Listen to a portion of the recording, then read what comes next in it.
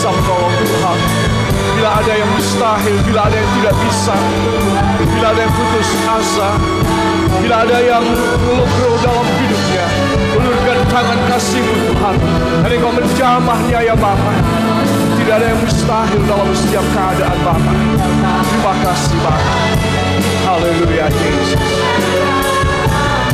Ketika kami mengangkat tangan kami dan kami menyerah kepada Engkau, maka pertolongan datang kepada kami dari tempat yang maha tinggi. Terima kasih ya Yesus.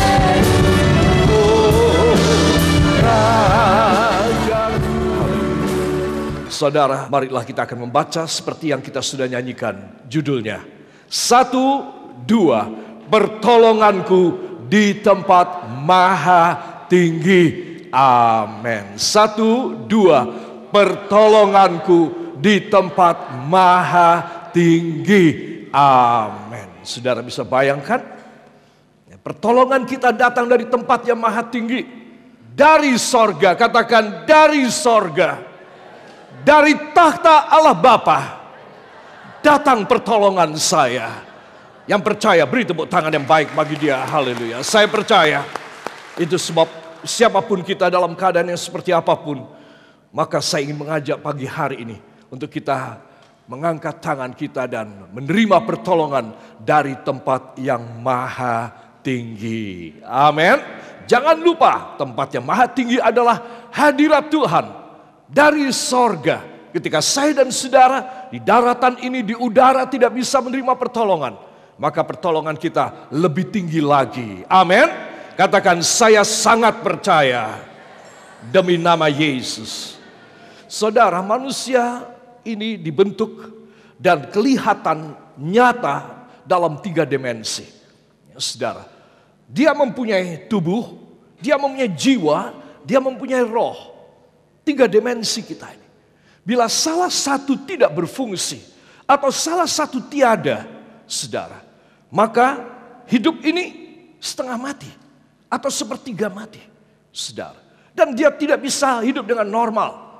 Kalau ketiga-tiga fungsinya dinyatakan oleh dokter bahwa itu sudah berhenti, saudara, maka orang meninggal, mati, saudara. Tuhan menciptakan manusia dalam 3 dimensi yang luar biasa. Seperti dia. Itu awalnya di Taman Firdaus, di Taman Eden, saudara. Tetapi iblis, setan menggerogoti iman orang. Hawa dan Adam digerogoti imannya.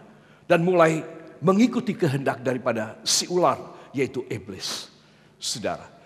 Sejak saat itu 3 dimensi Allah rusak dalam hidup kita. Kita masih punya jejaknya, restannya, sisa-sisanya. Kita masih ada. Tetapi itu sudah rusak. Maka lahirlah saya, lahirlah anak saya, cucu saya, lahirlah ayah ibu saya, kakek nenek saya, dan sebelumnya. Semua lahir dalam 3 dimensi yang rusak.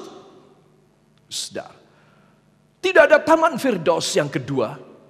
Tidak ada pemulihan di dalam dunia ini kalau orang tidak dijamah jiwa dan rohnya. Sebab itu saya ingin mengajak jemaat yang kekasih untuk mempunyai kerinduan. Katakan kerinduan rohaniah. Kerinduan jiwa saya. Saudara, itu sebab kita akan membuka dari Alkitab kita dari 2 buah ayat berikut dalam Roma pasal yang ke-8. Ayat yang ke-22 dan ayat yang ke-23. Roma pasal yang ke-8 ayat 22 dan ayat yang ke-23 dari Alkitab. Sebab kita tahu bahwa sampai sekarang segala makhluk sama-sama mengeluh dan sama-sama merasa sakit bersalin. Dan bukan hanya mereka saja, tetapi kita yang telah menerima karunia sulung roh, kita juga mengeluh dalam hati kita sambil menantikan pengangkatan sebagai anak, yaitu pembebasan tubuh kita. Amin. Semua katakan pembebasan tubuh saya. Saya menantikan dari Tuhan Yesus. Saudara, kita harus punya kerinduan. Kalau kita tidak ada kerinduan untuk kita dibebaskan, menerima, kita sudah menerima roh kesulungan sebagai anak sulung. Ya saudara, sudah tentu ada anak kedua, anak ketiga yang tidak akan masuk di dalam kemuliaan Allah. Hanya mereka anak sulung, katakan hanya anak sulung. Dan saya harus jadi anak sulung. Ini satu pengetahuan sorgawi. Bagaimana orang meninggal dunia atau tidak meninggal dunia bisa masuk dalam sorga, dalam kemuliaan. Kalau dia mempunyai hak kesulungan rohani.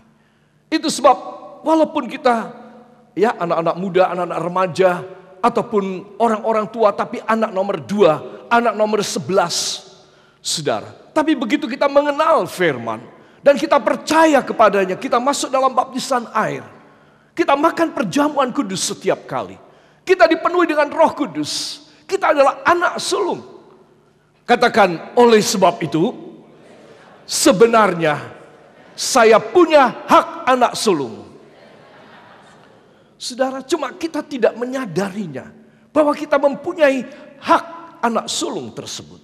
Itu sebab kita sama aja, yaitu kita masih mengeluh seperti ibu sakit bersalin. Saudara, semua kaum laki-laki tidak tahu, biarpun dia dokter ahli kebidanan, saudara, sekalipun dia tidak tahu sebenarnya sakit kayak apa. Seorang wanita mau melahirkan anaknya, saudara, sudah tentu tak terkatakan itu sakit, saudara. Nah, semua orang seperti itu keadaannya.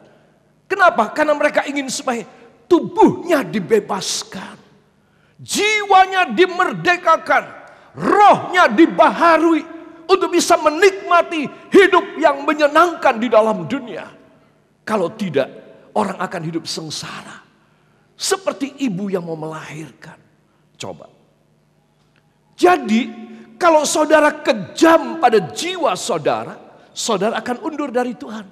Dan saudara tidak merasa apa-apa. Saudara tidak merasa apa-apa. Aku mundur ya ora popo.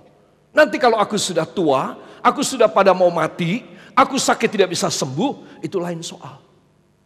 Aku jatuh bangkrut ekonomiku, itu lain soal. Kalau aku masih seger bugar, aku masih muda, aku masih bisa enjoy, aku masih bisa berdansa, aku masih bisa aku masih bisa arisan, aku masih bisa olahraga dan hobiis. Jangan dulu. Engkau menyiksa jiwamu semacam itu. Saudara, saudara tidak merasakan bahwa di dalam jiwa saudara ada rasa sakit seperti ibu mau bersalin. Betapa banyak orang-orang Kristen tidak mengerti, makanya mereka tidak menjadi anak sulung. Mereka jadi anak kedua, anak ketiga yang tidak ada kemuliaan. Sikon begini, yaitu 3 dimensi yang rusak. Kok masih merasa it's okay. Ya, aku tetap tidak apa-apa kok. Tidak apa-apa Pak Gembala.